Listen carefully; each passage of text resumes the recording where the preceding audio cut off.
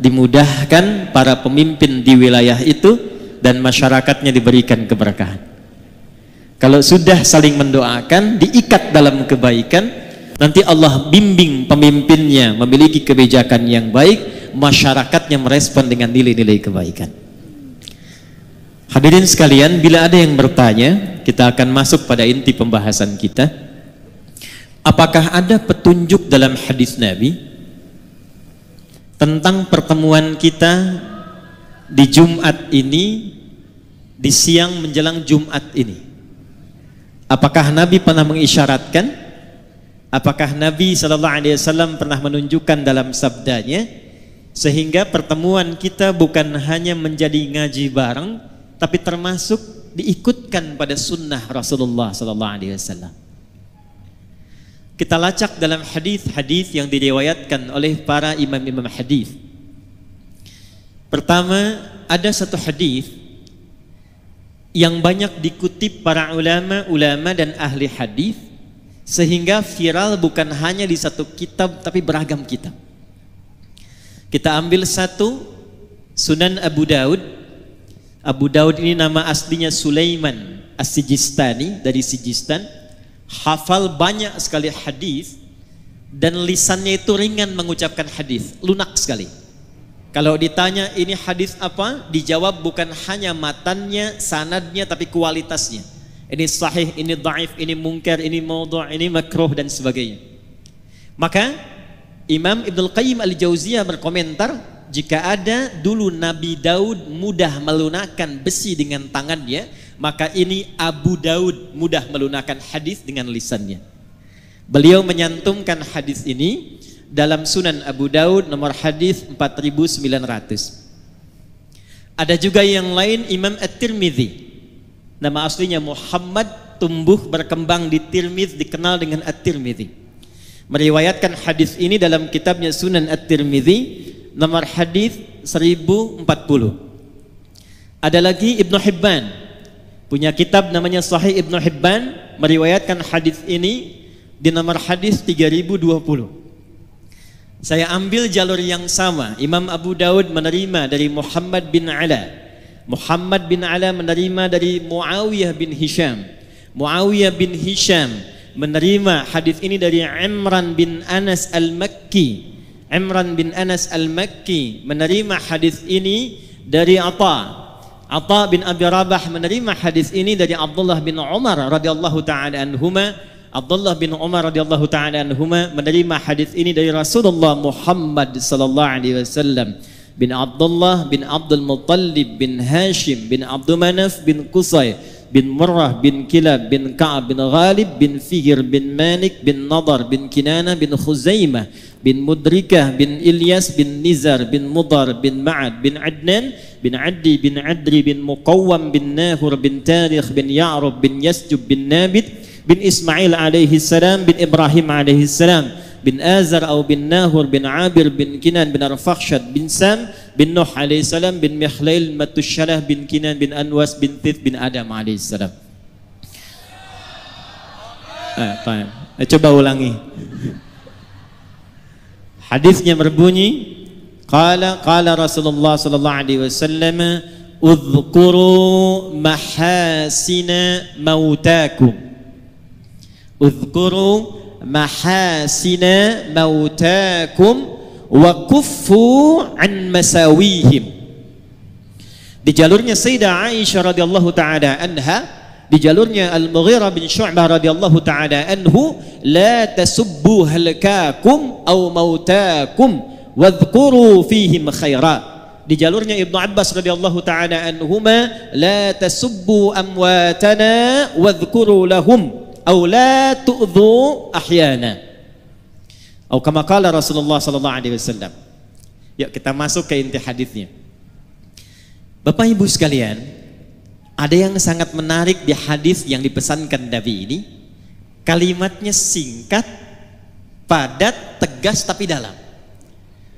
Uzkuru mahasina mautakum. Kalau ada yang wafat di antara kalian, kata Nabi, maka sibukkanlah dengan menyebut-nyebut, memviralkan, menceritakan kebaikan-kebaikannya. Wa kuffu an masawihim. Wa kuffu ay imtana'u, dan kemudian tahanlah dirimu, jangan pernah lakukan an masawihim, untuk menyebutkan keburukan-keburukannya. Singkat, padat, dalam. Kalau ada orang wafat, kata Nabi, sibukkan diri kalian, apalagi keluarganya, kerabatnya, untuk memviralkan. Nah, di bahasa sekarang viral. Kalau terjemah dulu itu baru disebutkan, ceritakan. Kalau sekarang orang senang viral, karena kalau sudah viral kemudian bisa di-share, bisa di-like, dan di-subscribe. Viralkan. Kenapa mesti diviralkan?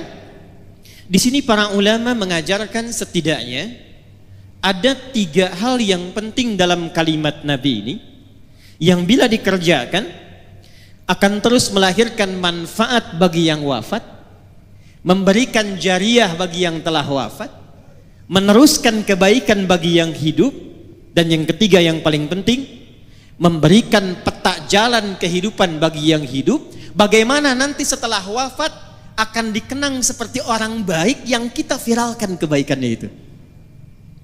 Maka pelajaran pertama kita turunkan dengan cepat. 1. Udhkuru mahasina mautakum.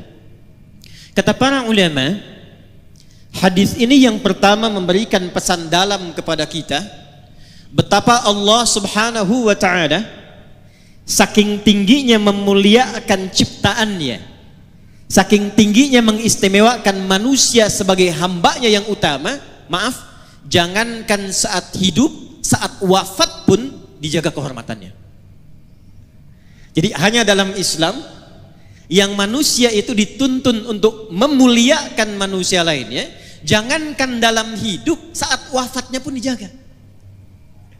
Ini saya berikan satu rahasia ya, tapi ini diantara kita saja nih. Nanti saya akan nyambung ke almarhum nih. Buka Quran surah 17 di ayat ke-70, paling kanan di pertengahan di mushaf. Hanya manusia yang saat diciptakan oleh Allah itu dari awal penciptaannya sampai pemberian misinya, sampai wafat dan kembalinya, dimuliakan, disanjung, diviralkan di kalangan makhluk lainnya. Saya mulai Quran surah ke-17 tadi ayat 70. Walaqad karramna bani Adam wa hamalnahum fil barri wal bahr wa razaqnahum minat thayyibat wa faddalnahum ala katsirin mimman khalaqna tafdila. Walaqad karramna, ayatnya dimulai dengan lam, qad tambahna.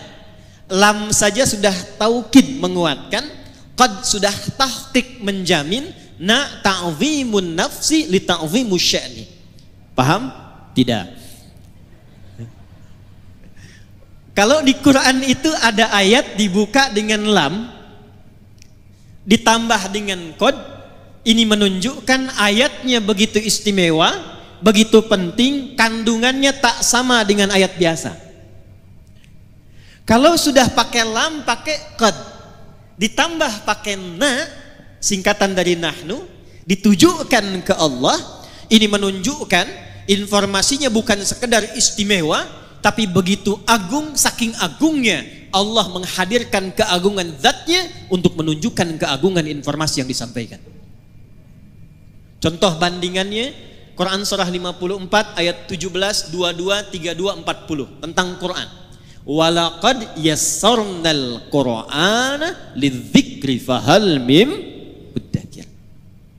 Saking agungnya Quran, tingginya Quran, itu orang-orang yang mau berinteraksi dengan Al-Quran, ngaji Quran, membaca Quran, menghafal Quran, itu dijamin keutamaannya 4 kali dibandingkan dengan amalan biasa menggunakan lam, qad, dan na' ta'zimun nafsi. Karena itulah Quran tidak diturunkan kecuali malaikat yang istimewa yang membawa, Jibril. Sejak Jibril bawa Quran, naik status jadi Ruhul Amin, Sayyidul Malaikat. Diturunkan pada Nabi Muhammad sallallahu alaihi wasallam. Begitu Nabi Muhammad membawa Al-Quran, naik status beliau menjadi Sayyidul Anbiya wal Mursalin. Diturunkan di hari Jumat, Begitu Jumat mendapati turunnya Quran, naik status harinya menjadi Sayyidul Ayyam. Diturunkan di malam hari, saat turunnya malamnya berubah menjadi status Lailatul Qadar, Lailatul Mubarakah. Turun di Mekah, Mekah berubah menjadi tempat yang penuh berkah. Turun di Yathrib, Yathrib berubah jadi Al-Madinah Al-Munawwarah. Siapa saja yang bisa dekat dengan Al-Quran, maka mendapatkan keutamaan serupa dan jaminannya keagungan Allah Subhanahu wa taala. Ayat yang serupa nafasnya itu tentang manusia. Jadi bukan hanya Al-Quran. Saat Allah mencipta Adam, lalu diciptakan keturunannya Bani Adam, 7 kali disebutkan dalam Al-Quran. Itu dibuka kalimat penciptaan dan penetapannya dengan lam, qad, dan nun. Nah, seperti halnya Allah membuka keagungan Al-Quran. Walaqad karramna Bani Adam. Allah menegaskan, hei, aku tidak menciptakan hambaku manusia ini dengan penciptaan biasa. Bersamaan dengan penciptaannya, aku muliakan, kata Allah, seluruh bagian penciptaannya. Jadi cuma satu makhluk Allah yang dicipta itu semuanya mulia, baik fisiknya sampai sifatnya sampai keadaan dirinya. Contoh Bapak Ibu, ini secara fisik, jin tidak disebutkan, malaikat tidak disebutkan, cuma manusia. Quran surah 95 di ayat yang keempat. Saking sempurnanya fisik manusia, itu dibuka dengan 3 risalah Nabi. Nabi Isa alaihissalam, Nabi Musa alaihissalam, Nabi Muhammad sallallahu alaihi wasallam. Wattini waz zaitun, risalah Nabi Isa alaihissalam. Wa turisi, risalah Nabi Musa alaihissalam. Wa hadzal baladil, risalah Nabi Muhammad sallallahu alaihi wasallam. Untuk apa Allah bersumpah dengan 3 rasul unggul ini dan ditutup dengan Sayyidul Anbiya wal Mursalin? Untuk menegaskan laqad khalaqnal insana fi, fisiknya manusia sempurna. Jadi dengan jin itu masih bagus kita Pak fisiknya. Dengan jin itu Bu masih bagus kita. Dengan malaikat yang dari cahaya, kalau ditampilkan itu masih utama fisik kita. Jadi dengan malaikat saja masih unggul, dengan jin unggul, apalagi dengan hewan. Ibu main ke kebun binatang di Medan, absen tuh dari monyet sampai singa. Bandingkan sama wajah ibu yang ada di cermin, jauh Bu, jauh. Karena itu ketika disebutkan mulia, dinamakanlah dengan bashar. Disebutkan 35 kali dalam Al-Quran. Kita selalu ngaji Jumat tuh kalau nggak Yasin Al-Kahf ayat 110-nya, qul innama ana basyarum mithlukum. Bashar itu bukan sekedar nama, manusia yang dicipta dengan kulit halus dan baik. Karena itu nggak boleh di dalam Quran itu fisik sengaja dirubah, nggak boleh. Quran surah keempat An-Nisa di ayat 118 sampai 119. La'anahullah, setan dilaknat oleh Allah. Kemudian dia berjanji, di antara janjinya, saya akan bisikkan kepada manusia supaya merubah tampilan dirinya. Yang pesek pengen jadi mancung, rubah. Apalagi merubah jenis. Yang laki-laki pengen jadi perempuan, kena razia, nama siapa? Nia Pak. Nama siapa? Nia. Nama lengkap Kurniadi. Tidak boleh. Dan dahsyatnya itu fisik kita itu kenapa tidak boleh dirubah? Karena bersamaan dengan tampilan fisik ini melekatlah takdir maslahat kita sampai wafat. Ini Pak Musa kalau nggak begini tampilannya nggak bisa jadi wagub. Pak Rahmat kalau nggak begini nggak mendapatkan keberkahan sampai saat ini. Saya kalau dirubah tampilan misalnya mirip-mirip Ustadz Abdul Somad, antum nggak kenal saya. Jadi kalau Allah sudah mencipta, itu yang terbaik yang Allah siapkan untuk kita. Maaf, saya agak cepat sedikit. Turun ayat Quran. Boleh saya berdiri? Izin ya Pak, izin. Baik. Bu. Baik. Ini kepala sampai ujung kaki. Pelan-pelan. Allah mencipta kita dari ujung kepala sampai ujung. Ini kepala sampai kaki bukan sekedar fisik biasa. Ini mulia. Saya ulangi. Kepala sampai kaki ini bukan sekedar fisik biasa, tapi mulia. Karena mulia, itu Allah turunkan ayat-ayat dalam Al-Quran untuk membimbing semua bagian fungsi tubuh ini dari kepala sampai kaki supaya fungsinya pun mulia, supaya terjaga keadaan fisik ini, diciptakannya bagus, berperilakunya mesti bagus, pulangnya pun mesti bagus. Contoh, ini mata fungsinya apa? Tuh, sudah salah. Kalau cuma melihat, itu belum masuk ke fungsi manusia. Hewan pun melihat. Ayam melihat, kambing melihat, elang terbang tinggi, anak ayam terlihat di bawah. Ibu naik pesawat, anak sendiri belum tentu kelihatan. Karena itu ketika Allah menunjukkan fungsi mata, dijelaskan dalam Quran bukan hanya fungsinya secara fisik, tapi menunjukkan kemuliaannya. Turun Quran surah ke-24 ayat 30 untuk laki-laki, 31 untuk perempuan. Perhatikan ayatnya. Qul lil mu'minina yaghuddu min absarihim. Katakan pada setiap laki-laki yang beriman kepada Allah, yang yakin Allah telah mencipta dirinya, yaghuddu min absarihim, jaga pandangannya, matanya hanya boleh melihat yang baik-baik saja. Saya ulang, matanya hanya boleh melihat yang baik-baik. Ketika yang dilihat tidak baik, palingkan. Nah, memalingkan dari yang tidak baik itu yang disebut dengan ghaddul basar. Saking mata ini mulia, Allah melarang mata ini melihat yang tidak baik. Itu istrimu, lihat. Itu istri orang, jangan banyak dilihat. Ini proyek kamu, lihat. Itu proyek orang, jangan banyak kemudian berminat untuk diambil dengan cara yang tidak tepat. Ini pulang dari masjid nih, ini sandal kamu, itu sandal orang. Paham? Paham? Jadi sepanjang kita jadi manusia, kenapa dilarang untuk melihat yang tidak baik? Supaya menjaga kemuliaan penciptaan matanya. Dari mata turun ke, langsung ke hati aja bu, ke lisan. Dari mata turun ke lisan, ke mulut. Apa fungsi mulut? Tuh, bicara yang baik. Turunlah Quran surah ke-49 ayat ke-11 sampai 12. Perhatikan kalimatnya. Ya ayyuhalladzina amanu. Dipanggil pakai ya, disebutkan 361 kali dalam Al-Quran, memanggil yang dekat, menengah dan jauh. Setelah itu ada ayyuha, disebutkan 150 kali dalam Al-Quran. Ayyunya menguatkan, haknya mengingatkan, tanbih.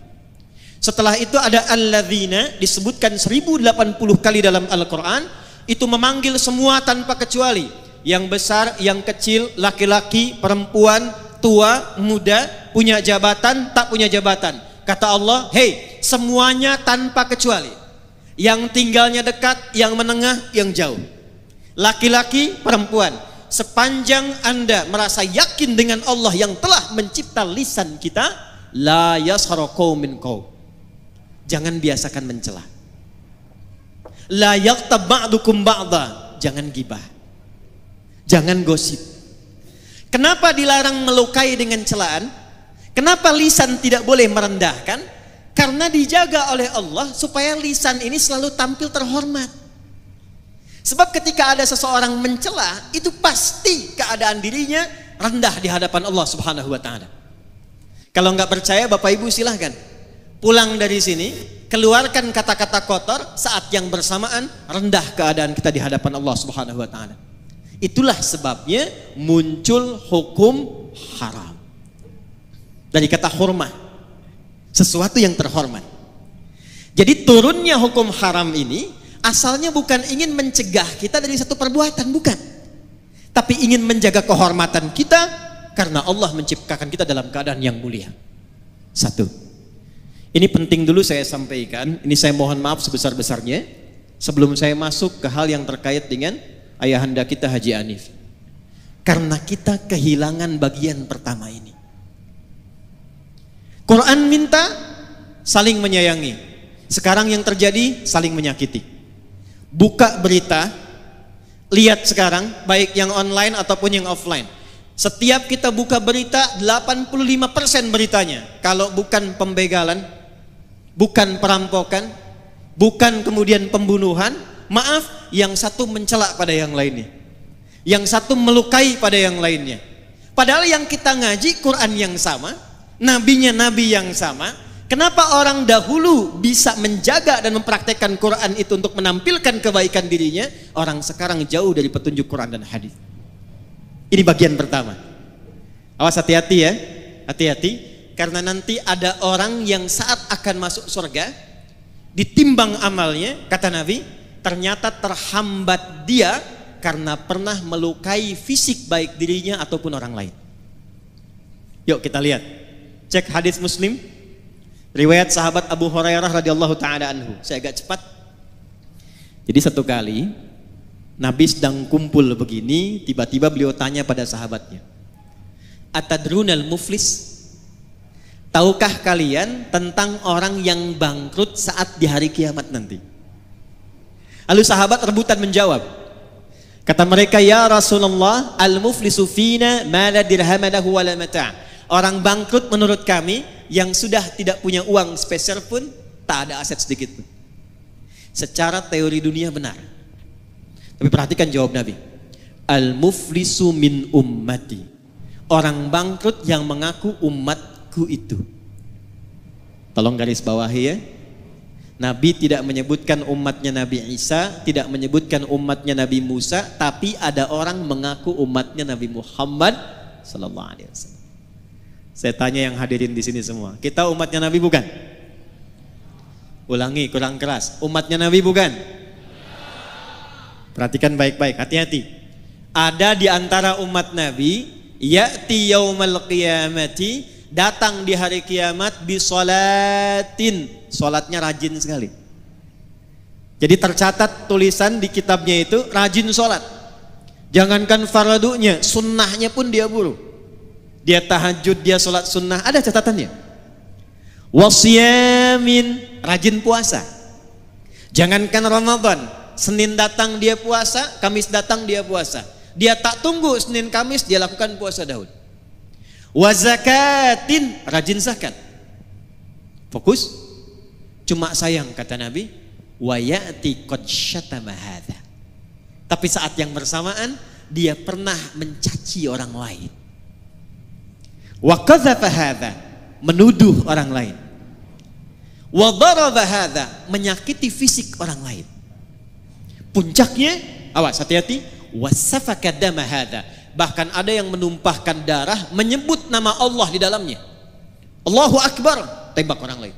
Allahu Akbar, bunuh orang. Allahu Akbar, bom orang lain. Hati-hati, kalau Nabi pernah sampaikan, berarti potensi terjadinya itu mungkin terjadi. Maaf, mudah-mudahan tidak terjadi di Medan, di tempat lainnya lagi. Apa yang amin? Jadi waktu terjadi bom di Jalan Tamrin, itu saya sedang di Lampung. Duar meledak. Lagi begini tadi. Tiba-tiba jamaah angkat tangan bertanya, Ustadz, apakah bom di Jalan Tamrin itu termasuk jihad fisabilillah? Saya bilang, Pak, sependek pengetahuan saya, jihad fisabilillah itu jihad di jalan Allah, bukan di Jalan Tamrin. Jihad fisabilillah itu jihad di jalan Allah, bukan di jalan Tamrin. Maka kata Nabi, kalau ada yang seperti itu mesti hati-hati. Karena apa yang terjadi? Tu'khadhu hadza min hasanati. Kalau ada orang baik salat, lantas dia setelah salat mencela orang, maka diambil pahala itu dari salatnya, diberikan kepada orang yang baru dicelanya itu. Kalau ada orang puasa, saat buka menggibahi orang, menggosipkan orang, itu diambil pahala puasanya, ditransfer kepada orang yang digibahi itu. Fa in faniyat hasanatuhu, kalau habis kebaikan ini masih ada sisa satu, pernah fitnah orang, maka karena nggak ada bekal lagi, bangkrutlah dia. Dosa-dosa orang yang difitnah itu diambil, diberikan kepadanya. Faturiha finnar, maka dicuci dulu di neraka, baru kemudian diangkut, diberikan ke dalam surga. Fisik. Awas, penting saya sampaikan karena sabda Nabi ini zaman sekarang kita mudah dapati. Betapa banyak orang cuma update status tapi isinya bisa melukai orang lain. Dan yang paling menarik, betapa banyak Nabi ngasih kemudahan untuk ibadah, tapi ketika dipraktekkan kok menjadi saling berselisih. Mudah-mudahan di sini tidak ya, atau jangan-jangan tidak kelewat. Baik, yang kunut ada dalilnya, yang tidak kunut ada dalilnya. Yang salah itu yang tidak sholat subuh. Kenapa kemudian yang kunut dan tidak kunut jadi bermasalah? Saya pernah menangani satu kasus suami istri itu tidak saling tatap semalaman gara-gara persoalan turun dari i'tidal ke sujud. Suami pulang dari kantor, kena macet, tiba di rumah malam, gak sempat kemudian ke masjid. Sudah selesai. Nyampe di rumah, ambil wudhu sholat, begitu sholat istri lihat. Ternyata sujudnya itu turun dulu lututnya. Begitu lututnya turun, istri lihat. Begitu salam, assalamualaikum, assalamualaikum, selesai sholat, ini persoalannya bu. Tanpa muqaddimah. Langsung istri komen pada suaminya, papa sholatnya salah katanya. Jiwa laki-laki bangkit. Yang pemimpin siapa? Apa ciri khas pemimpin itu? Ciri khas pemimpin bukan tegas, ciri khas pemimpin tidak mau dipimpin. Hanya menerima usulan, jarang kemudian menerima saran. Istrinya berkata, ini kisah nyata, papa sholatnya salah. Memang kenapa mah? Harusnya bukan lutut dulu, telapak tangan dulu yang turun, baru lutut. Kata suaminya, mama yang gak baca hadis. Bertengkar malam, tak saling tatap, punggung-punggungan, besoknya diputuskan datang ke kami. Ternyata saya lihat dua-duanya gak tahu hadisnya. Istri belajar dari Ustadz A, suami belajar dari Ustadz B. Begitu saya tunjukkan, Pak Ibu, dua-duanya ada di kitab yang sama, di Sunan Abu Daud. Ini yang pakai lutut duluan, nomor hadis 838 dari Wa'il bin Hujur. Yang pakai telapak tangan cuma beda 2 nomor. Nih kiri atas Abu Hurairah, nomor hadis 840. Wa'il itu masuk Islam duluan dibandingkan Abu Hurairah. Saat Wa'il masuk Islam, nabinya masih segar, ikut perang Badar, ikut perang Uhud. Wa'il lihat Nabi sholat, turunnya pakai lutut karena lututnya nggak bermasalah. Abu Hurairah masuk Islam di tahun ke-7 Hijrah. Nabi usia 60 tahun, 3 tahun sebelum meninggal. Di suasana itu banyak hadis menunjukkan lutut beliau bermasalah. Kadang sholatnya pakai tongkat, kadang nyindir ke tiang-tiang, nyender ke tiang karena lututnya bermasalah. Usia 10 lutut bermasalah. Abu Hurairah lihat kalau lutut bermasalah, Nabi turunnya pakai apa? Ternyata telapak tangannya dulu. Jadi mau pakai lutut, pakai telapak tangan, dua-duanya ada. Nabi menunjukkan untuk kemudahan sujud, bukan karena persoalan tua dan muda saja. Jadi jangan simpulkan juga kalau ada kemudian anak muda sujud pakai telapak tangannya, tua. Jadi kalau anak muda olahraga cedera dia, lututnya masalah, gunakan telapak tangannya. Telapak tangan masalah, gunakan lututnya. Lutut benar, telapak tangan benar, yang salah sujud pakai kepala duluan. Kenapa gara-gara basmalah yang satu keras, yang satu sir kok jadi saling melukai? Kok jadi saling klaim? Padahal 70 hadis, 70 hadisnya 4 cara bacanya. Bisa dijaharkan, Bismillahirrahmanirrahim. Bisa disirkan, Bismillahirrahmanirrahim. Maaf, kalau sudah silent, sir, tidak usah ditempel ke mic. Bismillahirrahmanirrahim. Itu jahar namanya. Sir pelan yang dengar kita.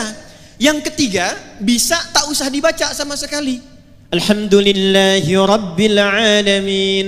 Yang keempat, riwayat Abu Hurairah, baca jahar rakaat pertama, Bismillahirrahmanirrahim. Rakaat kedua tidak dibaca langsung hamdalah. Alhamdulillahi Rabbil Alamin. Empat-empatnya ada dari Nabi. Diajarkan oleh Nabi pada sahabat, sahabat ngajarkan, dirangkum oleh 4 imam besar dipilih oleh mereka. Imam Abu Hanifah An-Nu'man wafat tahun 150 Hijrah, memilih langsung baca hamdalah. Imam Malik lahir 93 Hijrah, memilih langsung baca hamdalah. Imam Muhammad bin Idris Asy-Syafi'i lahir 150 Hijrah, saya pilih yang jahar karena ini tidak baca, populerkan yang dibaca supaya diketahui. Imam muridnya Imam Ahmad bin Hanbal lahir 164 Hijrah, hafal 1 juta hadis, muridnya Imam Asy-Syafi'i, memilih yang keempat. Yang ini tidak baca, yang ini baca keras, saya pilih kemudian yang tengah-tengah silent. Kok tiba kemudian Bismillahirrahmanirrahim. Alhamdulillahi Rabbil Alamin. Ini Muhammadiyah nih. Bismillahirrahmanirrahim. NU. Padahal zaman Nabi belum ada Muhammadiyah, zaman Nabi belum ada. Yang NU benar, yang Muhammadiyah benar, yang salah yang tidak sholat. Saya 2010 itu tugas di Mekah, menerima jemaah pertama Isya. Qadarullah imamnya Syekh Sudes. Begitu sudah mengatakan istau, istaqimu, takbir, Allahu Akbar. Alhamdulillahi Rabbil Alamin. Itu komen jamaah samping saya persis, pertama masih ingat saya, iki imamnya Muhammadiyah ya. Jadi Muhammadiyah cabang Masjidil Haram. Nah ini yang harus diperkaya para ulama kita itu. Muhammadiyah bagus, NU bagus, persaudarakan semuanya, Muhammadiyahnya, persisnya, dewan dakwahnya, ketemu di masjid yang sama. Yang pimpin ini kunut, yang tidak kunut aminkan. Allahumma hdina fi man hadait, belakang amin. Gantian begitu, yang pimpin yang tidak kunut, yang makmum tidak perlu sujud sahwi. Paham? Takbir. Bagian pertama. Jadi tidak ada babnya saling celah. Yang paling menarik ngajinya Quran, sunnahnya sunnah Rasulullah. Kok bisa pulang dari situ nggak saling sapa? Assalamualaikum akhi, beda manhaj. Ngaji ke sana yuk, bid'ah. Itu tidak saya temukan tuh dalam Quran, dalam sunnahnya. Maka yang pertama kita lakukan, satu, Islam menjaga kehormatan fisik, menyatukan, bukan memisahkan. Paham? Nah, yuk kita lihat teladan beliau tadi. Diputar videonya, saya senang karena itu sunnahnya. Bukan memperlambat taklim, bukan. Awas belakang tuh, istighfar tuh tadi tuh yang teriak. Cepet katanya, bukan, ini sunnahnya tadi itu. Jadi dibandingkan yang saya sekarang ini, itu yang tadi itu lebih tinggi sunnah muakkadahnya tadi itu. Karena hadisnya itu viralkan kebaikan. Betapa beliau menyambung silaturahim, memuliakan orang tanpa melihat fisiknya. Ada yang tidak ditampilkan di sini, tapi sejak 16 September 2005 dan didirikan YAPI itu, saya melihat di antara murid saya yang dimuliakan oleh beliau, ternyata ada murid-murid penghafal Quran kami. Siapa yang bisa melunakkan hati Anda untuk ada di sini? Saya tidak punya kemampuan. Siapa yang bisa melunakkan hati kami untuk hadir di sini? Maka keteladanan pertama yang penting saya sampaikan, seperti tadi ditampilkan, beliau sayang pada keluarganya, sayang pada anaknya, perhatian pada cucunya, sayang kepada orang dekat dan jauh, punya program persiapan pulang ke akhirat. Itu bagian pertama yang kita tampilkan. Jelas sampai di sini? Satu. Dua, saya agak cepat. Udhkuru mahasina mautakum wa kuffu an masawihi. Jika ada orang yang telah wafat, viralkan kebaikan-kebaikannya dan tahan dari menggunjingkan keburukannya. Apa makna yang kedua kata para ulama? Dari kebaikan yang telah kita ketahui tadi, jangan cukupkan sekedar menjadi informasi. Saya ulang ya. Jangan cukupkan sekedar menjadi informasi. Contoh, Haji Anif ini punya program membangun 99 masjid. Sampai sekarang tahun 2023 ada kisaran 30-an lebih masjid yang telah terbangun. Beliau support ambulan, perhatian mendirikan klinik dan sebagainya. Alhamdulillah, untuk beliau selesai. Jariahnya mengalir. Ada 9 lafaz di hadis Muslim, cukup Nabi yang memberikan garansi lewat hadis ini. Perhatikan kalimatnya. Disebutkan 9 lafaz di hadis Muslim, kalimatnya idza matal insan. Atau dalam riwayat lain idza matal abdu. Imam Nawawi rahimahullahu taala dalam syarahnya menafsirkan idza matal insan ay idza mata ibnu Adam. Kalau seorang manusia yang beraktivitas meninggal dunia. Izin, maaf. Manusia disebut dengan 5 nama dalam Quran. Berapa nama? Ada bashar 35 kali disebutkan dalam Quran. Ada ins dipasangkan dengan jin 18 kali disebutkan di Quran. Ya ma'syaral jinni wal wa ma khalaqtul jinna wal. Ada insan 65 kali disebutkan dalam Quran. Yang keempat ada nas 240 kali disebutkan dalam Quran. Dan yang kelima ada Bani Adam 7 kali disebutkan dalam Quran. Semua nama itu punya makna. Kalau disebutkan insan, itu artinya menunjuk aktivitas manusia dari bangun sampai tidur lagi. Saya ulang ya. Kalau disebutkan insan, ya, iqra bismi rabbikal ladzi khalaqal ar-rahman 'allamal khalaqal. Kalau disebutkan al-insan, itu bukan sekedar menunjuk nama manusia, tapi menekankan totalitas aktivitasnya dari bangun tidur sampai tidur lagi. Nah, Nabi menyebutkan dalam hadis riwayat Muslim tadi, idza matal insan, jika manusia yang beraktivitas dari bangun sampai tidur lagi itu selesai aktivitasnya. Ini ingin memberikan pesan kepada kita.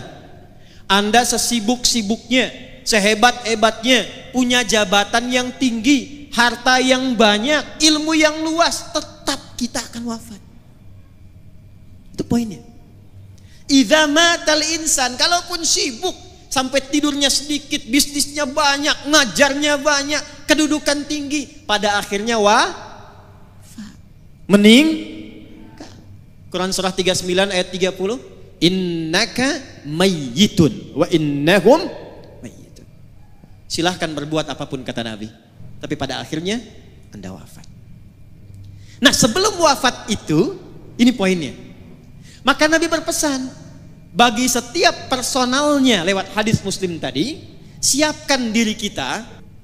Maaf, jangan sampai hidup rumahnya mewah, enak kerjanya, aktivitas nyaman, tapi begitu wafat kemudian suasananya menjadi sempit dan gelap. Ukuran berapa di alam kubur itu? 2 kali 3, 3 kali 4, ada yang 10 kali 15? Tidak ada ya? Baik, tapi perhatikan baik-baik. Ada orang-orang yang menyiapkan sebelum wafatnya, sehingga dijamin oleh Allah tempat kuburnya lebih luas dibandingkan dengan apa yang dia dapatkan di bumi. Saya lihat tadi lewat Raja Wali 28, luas sekali itu. Beberapa rumah luas sekali, lebar. Tapi ada orang masuk kubur, itu diberikan kenikmatan oleh Allah, tempatnya lebih luas dari tempat yang pernah dia tinggali di bumi. Gak percaya nanti silahkan, antum minta wasiat dikuburkan samping ulama yang dikenal soleh. Lihat nanti lapaknya tuh, lihat tempatnya, bagaimana kenikmatannya. Quran surah ketiga ayat 169 sampai 172. Saya agak cepat. Wala tahsabanna alladhina qutilu fi sabilillahi amwata bal ahya'un 'inda rabbihim yurzaqun farihina bima atahumullahu min fadli. Maaf, keluarga besar Haji Anif. Wa yastabshiruna billadhina lam yalhaqu bihim min khalfihim alla khaufun 'alaihim wa lahum yahzanun. Ada orang yang saat meninggal itu dibahagiakan oleh Allah. dilimpahkan kenikmatan tiada batas. Sampai-sampai kalau dia mampu, kata Allah, dia ingin kabarkan kepada keluarga besarnya, kamu jangan banyak nangis, kamu jangan sedihkan aku. Perhatikan ini ayat.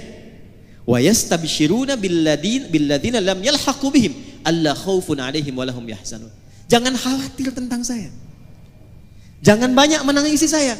Kalau bisa siapkan bekal supaya cepat nyusul ke sini. Di sini lebih enak dibandingkan dengan apa yang kamu rasakan sekarang. Itu Quran. Itu Quran. Dilimpahkan, bahasa Qurannya dilimpahkan tanpa henti sampai tiada batas. Sampai tiada batas. Dan kalau mampu dia akan katakan cepat nyusul sini. Jangan banyak bersedih, jangan khawatir dengan kondisiku, di sini lebih enak. Siapa orang-orang ini? Adalah orang yang setidaknya menyiapkan 3 bekal sebelum wafatnya, dan disifati 3 bekal ini oleh Allah dalam Al-Quran dengan fi sabilillah. Wala tahsabanna alladhina qutilu fi sabilillah. Jangan Anda duka orang yang wafat yang mendedikasikan hidupnya untuk berjuang di jalan Allah. Nah, apa fisabilillah ini? Ternyata bukan cuma ikut aksi militer saja, tidak. Banyak sekali ruangnya. 1, kata Nabi, idza matal insanu inqata'a sa'iru amali. Memang orang itu kalau sudah wafat terputus semua potensi pekerjaannya. Sudah. Enggak bisa sholat lagi, enggak bisa puasa lagi, enggak bisa kerja lagi. Tapi Masya Allah, ada 3 yang ia siapkan sebelum meninggal, dan 3-tiganya walaupun tak mampu dikerjakan lagi, pahalanya terus mengalir. Jadi kalau nanti ini mengalir, wujudnya berupa cahaya di alam kuburnya. Berupanya cahaya, nur. Ya, bentuknya diberikan cahaya. Lalu diberikan kenikmatan oleh Allah berlimpah, dicukupkan semuanya, nikmat. Apa 3 ini? 1, dia menyiapkan sebelum pulangnya amalan utama yang melahirkan transfer pahala, disebut dengan sedekah jariyah. Saya ulangi, namanya sedekah jariyah. Ini rumus cepat ya buat kita yang hidup nih. Ini beliau sudah mengajarkan tadi lewat tayangan yang kita lihat. Jadi sedekah itu ada 2. Saya ulangi, sedekah ada berapa? 2. Semua kegiatan baik kita itu disebut sedekah namanya. Salat itu sedekah. Zakat itu sedekah. Di Quran zakat disebut sedekah. Khudz min amwalihim sedekah. Dikeluarkan disebut sedekah. Innamas shadaqatu lil fuqara. Sedekah. Nah, sedekah jenisnya 2. 1 yang disebut sedekah tsabitah. Amalan tetap selesai saat hidup, pahala enggak ngalir saat wafat. Contoh, kita sholat sehari berapa? 5 kali yang fardu. Setelah meninggal kan tak sholat lagi. Nah, yang mengalir pahalanya itu yang kita kerjakan saat hidup. Selesai meninggal nggak dapat transfer pahala lagi dari sholat kita. Selesai. Itu namanya sedekah tsabitah. Tapi kalau Anda siapkan karpet untuk masjid, saya mau titip 1 keran untuk orang wudhu, saya mau titip genteng 1 saja untuk yang di masjid, saya mau titip 1 mushaf untuk dibacakan oleh anak-anak penghafal Quran, kemampuan cuma 1, bekal cuma 50.000, saya belikan mushaf, saya simpan di Masjid Al-Musannif misal. Allahu Akbar, wafat orangnya, dibaca mushafnya oleh 1 jamaah yang hadir di masjid itu. Begitu dibacakan 1 huruf saja, Nun, berlakulah hadis At-Tirmidzi nomor hadis 2910. Man qara'a harfan min kitabillahi falahu asyru hasanat. Siapa yang baca 1 huruf dari Al-Quran, orang yang baca dapat langsung pemberian dari Allah 10 kebaikan. 1 hurufnya. 10 ini jangan dihitung begini, 1, 2, 3, 4 itu sedikit. 10 itu di hadis Muslim, analoginya sama dengan ke masjid dapat 25, jarak 1 ke 2-nya 500 tahun. 2 ke 3 500 tahun, 3 ke 4 500 tahun. Ditampakkannya nanti saat sakaratul maut.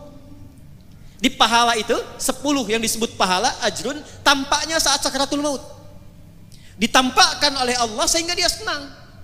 Saat senang itulah dia dalam keadaan tenang dicabut nyawanya sehingga dipanggil dalam keadaan yang tenang. Quran surah 89 ayat 27 sampai 30. Ya ayyatuhan nafsul. Kenapa mutmainnah? Karena tenang, diperlihatkan bagian pahalanya. Dibacakan 10 dapat. Tapi hadisnya belum selesai. Hadis Muslim, man dalla ala khairin falahu ajruhu mithla addi fa'ilihi min ghairi an yankusa min addi syai'. Itu mushaf punya siapa yang dibaca tadi? Apakah punya yang jamaah yang baca? Ataukah ada orang lain yang nyimpan dibaca oleh yang baca? Ternyata mushafnya titipan dari si fulan, maka yang menitipkan mushaf itu yang mewakafkan disimpan di masjid dapat transferan pahala yang sama dengan yang baca. Yang baca 10, yang nyimpan mushaf 10. Coba lihat almarhum. Bukan cuma mushafnya, berapa penghafal Quran yang diberikan perhatian oleh beliau. Berapa banyak masjid yang telah dibangunkan, berapa kali orang ruku dan sujud di masjid itu. Berapa banyak orang wudu mendapatkan bagian dari keberkahannya. Pertanyaan terbesar saya pertama, maaf izin keluarga besar. Dari anggota keluarga yang hadir saat ini, berapa di antara yang berminat meneruskan keteladanan itu? Karena contoh pertamanya bagian keluarganya. Saya berikan kabar gembira untuk keluarga. Ini bukan ngarang-ngarang, kami belajar tafsir, belajar Quran. Jika ada anak meneruskan kesolehan orang tua, itu satu keluarga besar. 16 keluarga besar beliau, istri beliau yang mulia Hajah Syarifah, keluarga besar beliau, anak-anaknya sampai cucunya. Kalau benar diteruskan, itu surga yang Allah janjikan, bukan surga biasa. Turun Quran surah 13 Ar-Ra'd ayat 23 sampai 24, dari 8 pintu surga. Surga itu ada 8 pintunya, tengah-tengahnya tamannya, namanya Aden. Yang tertinggi Firdaus. Kalau ada anak meneruskan kebaikan orang tuanya, maka saat masuk surga itu anaknya dipanggil untuk menggandeng kedua orang tuanya. Lewat tengahnya taman indah surganya. Saya bacakan ayatnya. Jannatu adni yadkhulunaha. Ada satu keluarga besar dipanggil oleh Allah, bukan 1-2, semua keluarganya. Jadi kalau normal hisab itu kan fulan, Adi Hidayat datang, Lutfi datang, Andre datang, Andi datang. Ini tidak. Satu keluarga besar, Anif hambaku datang. Siapa mereka ini? Wa man salaha min abaihim. Anaknya pertama disebut, anaknya. Gandeng bapak ibumu yang soleh itu, yang telah kemudian menanamkan legasi amal yang kau teruskan. Minta digandeng. Ini Allah yang firmankan. Kalau ayah memulai itu wajar. Tapi kalau anak cucu mengikuti itu tidak mudah. Tidak mudah. Makanya nasihat para nabi itu sebelum meninggal, yang dikumpulkan anak-anak itu bukan persoalan warisan harta, tapi meneruskan kebaikan yang telah kemudian dikerjakan orang tuanya. Quran surah kedua Al-Baqarah di ayat 133. Lihat kalimatnya. Am kuntum syuhada'a idh hadara Yaqub al-maut idh qala li banihi ma ta'buduna min ba'di. Pernah enggak Anda dengar kisah viral tentang Nabi Yakub? Bukan cuma punya anak Yusuf, punya anak 12, ada Benyamin, ada Yahuda dan sebagainya. Bukan itu. Sebelum wafatnya dikumpulkan anak-anaknya, ditanya, kalau bapak meninggal, kalian bagaimana amalnya? Apa jawab mereka? Qalu na'budu.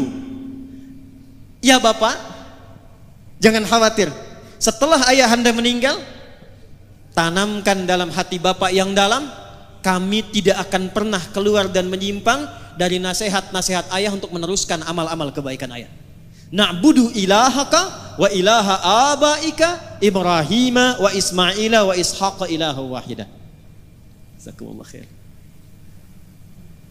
Semoga Allah muliakan guru-guru kita, menyehatkan, merahmati, dan memberikan kemampuan kita meneladani kebaikan-kebaikan beliau. Saya teruskan. Kata anak-anaknya Yakub, Pak, jangan khawatir. Amal-amal yang telah Bapak tinggalkan kami teruskan. Kami tidak akan menyembah Tuhan selain Allah. Pastikan supaya Bapak pulangnya pun tenang. Begitu Yakubnya meninggal dalam keadaan tenang, diteruskanlah oleh putra-putranya beliau. Ada Yusuf alaihissalam. Dan Yusuf lebih sukses dibandingkan ayahnya Yakub. Boleh jadi putra beliau mungkin usahanya ada yang lebih sukses daripada ayahnya. Tapi penilaian pertama dalam Al-Quran, apakah kesuksesan itu mengantarkan pada amal soleh yang pernah ditinggalkan oleh ayahandanya. Maka saya mohon pada keluarga besar, tidak sekedar kita bahagia banyak jamaah datang mendoakan. Tidak sekedar kita bangga dan haru ada video yang telah menanamkan pesan-pesan kebaikan. Tapi pertanyaan besarnya, siapa di antara keluarga besar yang mau menggandeng beliau sebagai kebahagiaan saat pulang menghadap Allah Subhanahu wa taala? Teruskan. Fokus wa azwajihim, dan istri-istrinya. Jadi ayah sama ibunya, anak gandeng pasangan masing-masing. Terakhir, tadi saya lihat ada cucunya, ada cicitnya, beliau bilang buyut ya. Itu dalam bahasa Arab disebut dzurriyyah, tidak berhenti sampai ke anak, wa dzurriyyatihim, sampai ke anak cucu. Jadi hisabnya tuh begini, keluarga besar datang. Setelah itu gandeng masing-masing. Yang sudah menikah berpasangan gandeng. Nanti bapaknya minta digandeng. Ya, wa man salaha min abaihim wa azwajihim wa dzurriyyatihim. Cucu-cucunya diminta bergandengan. Itu belum dahsyat. Wal malaikatu yadkhuluna 'alaihim min kulli bab. Lalu malaikat diperintahkan berjejer di setiap pintu surga untuk menyambut satu keluarga besar ini. Fokus, salamun 'alaikum bima sabaratum fa ni'ma uqbad dar. Fokus baik-baik, selamat kata para malaikat. Jadi setiap lewat pintu surga, selamat. Lewat pintu surga, selamat. Apa jawaban selamatnya? Izin. Bima sabaratum. Selamat karena Anda sabar meneruskan kebaikan yang telah dirintis oleh keluarga besar. Jadi saya mohon amanat 99 masjid itu usahakan selesai. Anak-anak yatim yang beliau rawat, teruskan. Tolong punya database-nya tuh. Ya, majlis-majlis ilmu, klinik yang beliau pesannya apa tuh dari situ. Teruskan. Nah, kita yang hadir, bagian dari keluarga jauh dari keluarga Haji Hanif ini, kita siapkan rencana. Ingin seperti itu. Ya? Jadi bukan sekedar dengan informasi dari sekian banyak kebaikan yang tidak usah semuanya. Apa yang bisa kita lakukan dari situ? Alhamdulillah, beliau yang bangun masjidnya, saya besok ingin titipkan mushaf di dalamnya. Ya? Begitu dibacakan, nun, cuman satu memang hurufnya, tapi 10 kebaikan pahalanya. Kalau Anda titipkan pada penghafal Quran. Haji Hanif merawat penghafal Quran yang sangat banyak, di antaranya yatim piatu. Ayo kita belajar dari situ. Pulang dari sini, jangan lihat anak orang dulu. Anak kita di rumah siapkan jadi penghafal Quran. Supaya gandeng kebaikan. Jelas? 2. 3 bagian terakhir. Nah, ini poin yang sangat penting sebelum kita berdoa untuk jeda ke Jumat. Ini Sayyidul Ayyam. Saya ulangi dari yang pertama supaya kita nggak lupa. Jaga fisik kita dengan saling menjaga diri dalam kebaikan dan berinteraksi secara sosial dengan nilai-nilai kemuliaan. Jangan isi kehidupan kita disibukkan dengan berbuat maksiat. Termasuk memutus silaturahim, saling mencela, saling merendahkan. Contoh beliau yang telah meninggalkan kita dengan amalan yang tadi disampaikan. 1. 2, tidak ditampilkan amalan soleh orang wafat itu kecuali untuk diteruskan oleh keluarganya atau diteladani oleh orang-orang yang mengetahuinya. Izin, tadi saya baru sebutkan 1, sedekah jariyah. Jadi ini setiap yang sholat nanti Jumat nih, sekarang taklim, beliau tinggal terima aja tuh. Tinggal terima, Masya Allah. Nanti lihatnya saat masuk ke alam kubur. Ya, saat masuk baru dirasakan. 2, ilmin yuntafa'u bihi. Ada ilmu yang pernah diajarkan, itu diteruskan. Saya mohon izin tidak bermaksud mengajari, tapi hanya mengingatkan anak-anak beliau dan cucunya. Saya yakin selama hidup tuh pasti ada petuah-petuah beliau yang baik. Teruskan, ajarkan lagi. Beliau mungkin pernah mengajarkan jangan tinggal sholat. Beliau mungkin pernah mengajarkan bersabar ketika menjalani usaha, berbuat yang jujur, itu ilmu. Ya, jadi mohon maaf nih, izin cucunya, anaknya, kalau ada bawaan malas sholat, ingat beliau rahimahullah. Ingat buyut, ingat ayah. Karena cahaya nggak sampai. Di Mesir ada orang soleh, kisah nyata. Begitu beliau meninggal, maaf, anak perempuannya jadi penari. penari yang terbuka, saya tak perlu sebut lah. Itu malam satu kali bermimpi bertemu ayahnya. Makam ayah ini sepi katanya, gelap. Ayah tidak mendidik engkau untuk jadi seperti ini. Maka dia bangun kaget, dia menangis, dia bertobat, dia konsultasi pada seorang ulama. Kekinian dia berubah menjadi perempuan yang sangat salehah. Beliau amalnya sudah banyak. Tapi kalau ada anaknya, ada cucunya, ada godaan-godaan, mau tertinggal sholat nih, cahaya belum mengalir, keterangan belum tiba. Ilmin yuntafa'u bih. 3, ini spesifik, waladin salihin yad'u lahu. Waladin salihin yad'u lahu. Anak-anak soleh yang dididik oleh beliau, yang membiasakan berdoa untuk kedua orang tuanya, baik yang hidup ataupun yang telah wafat. Jadi mohon izin ya, setelah sholat sertakan doa. Dan bukan setelah sholat saja, setiap amal baik. Selesai ngaji ini, walam yakul lahu kufuwan ahad, jangan berhenti, doa. Ini ada doa khusus hari Jumat, saya ajarkan ya, mohon izin nih. Ada doa khusus dibacanya tiap hari Jumat. Ini saya talkinkan sedikit. Kalau dibaca dengan baik, hadisnya tersambung, insya Allah Allah cukupkan rizkinya, Allah jaga dari perbuatan maksiat, dan diberikan yang paling utama dari kegiatannya. Jadi kalau kerja dikasih jabatan yang utama, kalau ilmu yang utama yang mudah diamalkan. Allahumma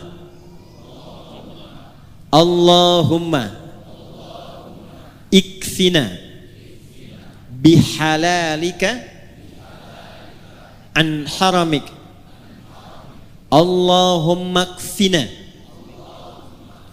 bihalalika an haramik wa aghnina bi ta'atika an ma'siyatik wa bi fadlika amman siwak. Nah, itu biasakan di hari Jumat ya, dibacanya boleh yang laki-laki itu saat jeda di antara dua khutbah. Yang perempuan itu semua Jumat tuh afdal. Yang perempuan biasanya Sayyidah Fatimah radhiyallahu taala anha itu punya waktu khusus dan punya asisten untuk melihat kondisi matahari hanya Jumat saja, ba'da asar menjelang maghrib. Jadi kalau sudah tiba matahari itu mau ke barat, itu asisten Sayyidah Fatimah mengatakan hanal waqt, hanal waqt. Kata Sayyidah Fatimah, hahya waktuha, hahya waktuha. Waktu mustajab itu dari mulai malam ke pagi, khususnya saatan, waktu sejenak di antara dua khutbah, puncaknya menjelang maghrib. Bacakan 3 bagian itu, dan itu bersanad. Itu bersanad. Yang terakhir, yang ketiga. Saya ulangi, yang terakhir, yang ketiga. Setelah mendapatkan bagian-bagian tadi, istiqamah, pilih satu, siapkan bekal kita untuk pulang.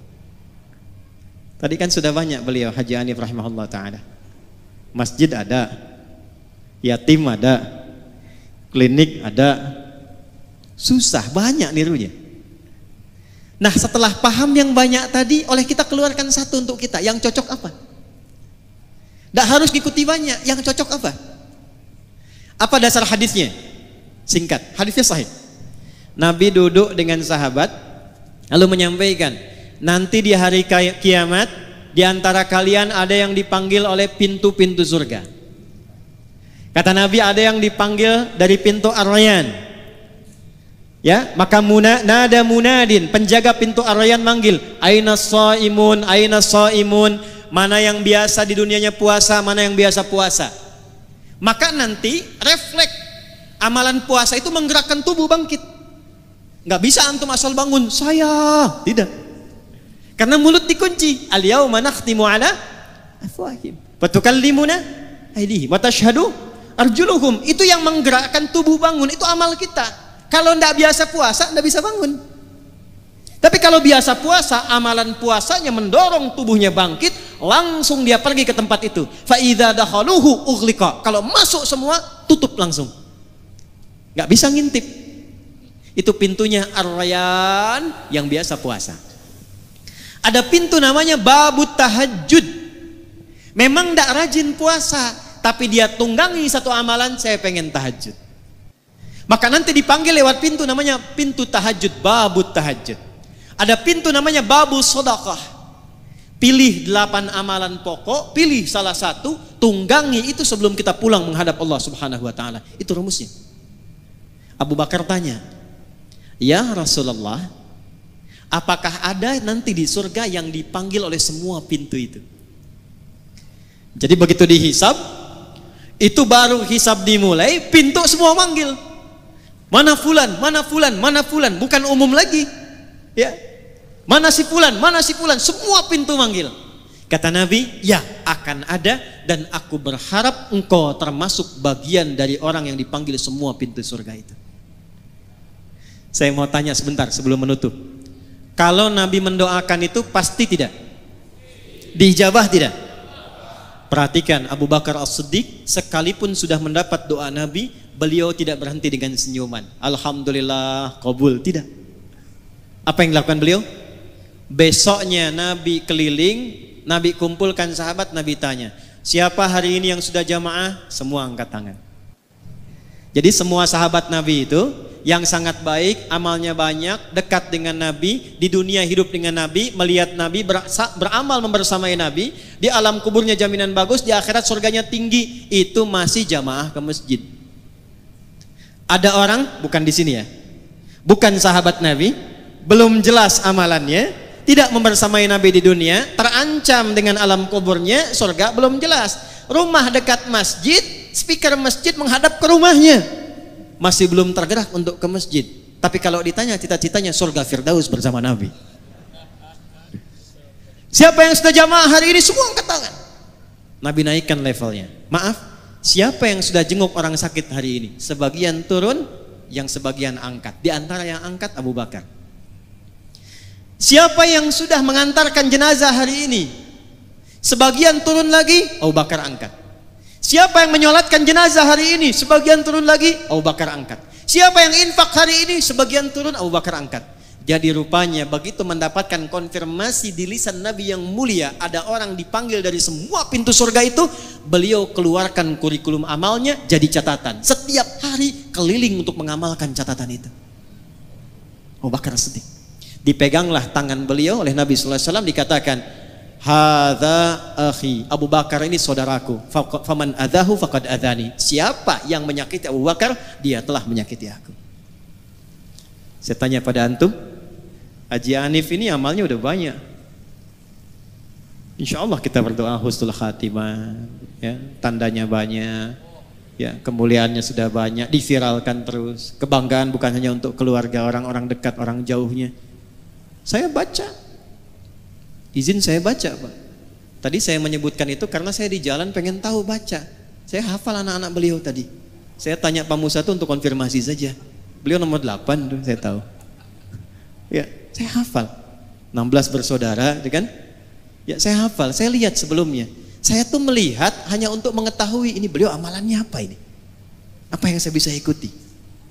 Ternyata saya temukan di antara murid saya pun diapresiasi oleh beliau. Kami punya angkatan pertama ahli Quran, angkatan pertamanya 14.000 orang. Di antara 14.000 orang itu ada yang diapresiasi beliau, diperhatikan beliau. Mungkin keluarga belum tahu. Luar biasa. Amalnya sudah banyak. Tapi yang jadi pertanyaan untuk kita, kembali ke hadis tadi. Apa yang sudah kita niatkan untuk hadir saat ini? Jangan sampai cuma datang, duduk, lihat ustadz, rekam, pulang. Sayang. Rekaman itu harus membawa nilai yang memberatkan amal soleh kita saat pulang menghadap Allah Subhanahu wa taala. Ya. Dan terakhir, saya tidak menginginkan keluarga Haji Hanif saja yang serombongan masuk. Karena ada ayat lain di Quran surah 39 ayat 73, bukan hanya satu keluarga, tapi ternyata tetangganya, kerabatnya, jamaahnya ikut semua gabung. Surah Az-Zumar surah 39 ayat 73 menutup bagian dari haul kedua. Allah yarham ayahanda Haji Musannif atau Haji Hanif rahimahullahu taala. Wasiqal ladzina taqaw rabbahum ilal jannati zumara. Adakah di antara Anda, kata Allah, yang ingin termasuk dalam golongan orang-orang takwa yang dikumpulkan oleh Allah lintas keluarga, lintas tetangga. Masuk semua rombongan satu surga. Di kalau sekarang kita berkumpul cuma di dunia, besok ada peluang dikumpulkan semua, dipanggil rombongan Masjid Al-Musannif. Insyaallah. Hatta idza ja'uha wa futihat abwabuha qala lahum khazanatuha. Sampai ketika dibuka pintu besar surganya, rombongan semua masuk, penjaga surganya mengatakan, "Salamun alaikum." Selamat. Anda kompak saat di dunia, kompak. Tibtum, Anda jadi orang baik saat di dunia. Jadi acara kita ini selepas pulang mesti menginspirasi kita merubah jadi baik. Makanya keluar dari masjid beda doanya dengan saat masuk. Coba lihat doa masuk masjid itu apa? Allahumma ftahli abwaba rahmati. Ya Allah, mohon bukakan untukku pintu-pintu rahmatmu. Saya tanya sama antum deh yang laki-laki, kalau masuk masjid itu dari satu pintu atau banyak pintu? Banyak, masuk sini keluar lagi, masuk sana keluar lagi gitu. Walaupun pintunya banyak, pasti masuknya di satu arah kan? Satu pintu kan? Pintu itu kalau satu babun, kalau banyak abwabun. Kok bisa masuk satu pintu, minta doanya banyak pintu? Allahumma ftahli abwaba rahmati. Perhatikan ya, saya mau akhiri. Ya Allah, mohon bukakan untukku pintu-pintu rahmatmu. Kenapa rahmat pintunya banyak? Karena umumnya ada 3 pintu rahmat. 1, ada pintu solusi dari orang yang sedang punya kesulitan. Itu di Quran surah kedua Al-Baqarah ayat 155 sampai 157. Perhatikan kalimatnya, wala nabluwannakum bisyai'. Ada orang hidup yang dapat ujian. Minal khauf, gelisah. Ini ada sebagiannya sudah gelisah nih, jam berapa selesainya? Kapan persiapan Jumatnya? Wal ju', ada yang lapar. Ada yang datang ke sini dari sejak subuh. Belum sarapan. Tanya-tanya habis Jumat dapat nasi kotak enggak gitu ya? Wa naqsim minal amwal. Ada yang datang ke masjid barangkali punya persoalan di kantornya. Akhir bulan belum jelas bagaimana gajiannya. Wal anfus, ada yang sakit sampai sebagian wafat. Terakhir, maaf, wat thamarat, ada yang hasil kerja kerasnya mungkin diambil orang lain. Maksudnya apa? Tidak semua yang masuk ke masjid itu hatinya gembira. Ini wajahnya senyum-senyum, mungkin sedang punya masalah. Maka saat Anda masuk, dijawab oleh Allah, masuk, sholat 2 rakaat, sujud, minta. Saat Anda minta itulah Allah jawab. Apa jawabannya? Ayat 157-nya, ulaika alaihim salawatum mir rabbihim wa rahmat. Jadi Anda masuk, Allahumma ftahli abwaba rahmatik, rahmat. Allah tanya, rahmat yang mana yang kamu inginkan? Saya punya masalah ya Allah. Nama saya memang rahmat, tapi masalah saya banyak. Sujud minta. Makanya ke masjid itu jangan cuma diam. Datang, sholat 2 rakaat, sujud minta. Bukan bikin status, bukan gosip.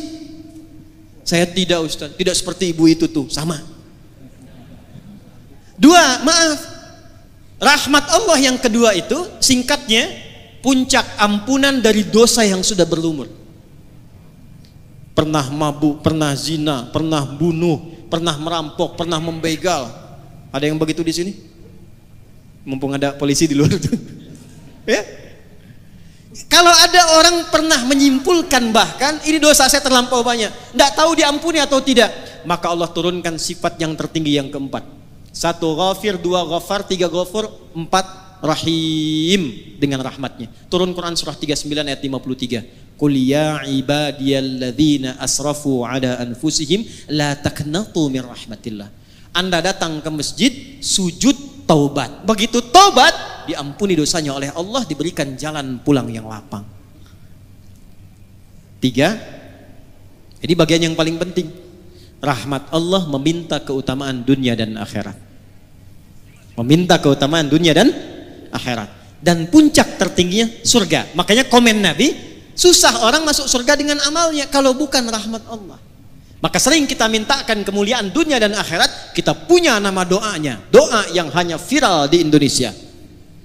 Al-Baqarah ayat 201. Wa minhum may yaqulu rabbana atina fid dunya wa fil akhirati wa qina adzabannar. Doa apa itu?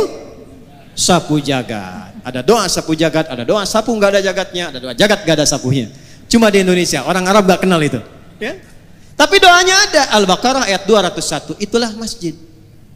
Tapi ini yang mau saya akhiri sebelum kita berdoa, coba keluar dari masjid. Kakinya kaki apa? Doanya sama enggak dengan saat masuk? Tidak. Saat keluar yang kita katakan Allahumma inni as'aluka min fadlik.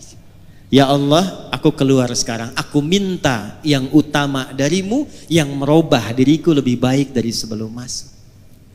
Acara ini sekarang ada di masjid. Temanya memang haul, tapi kita belajar dari hadis tadi bagaimana meneladani kebaikan-kebaikan Allah yarham supaya kita praktekkan dalam hidup. Maka saya tidak menginginkan ada satu orang pun keluar dari masjid ini kecuali berubah keadaan hidupnya lebih baik daripada sebelumnya. Ya, insya Allah keluar dari sini kita menjadi rajin sholat.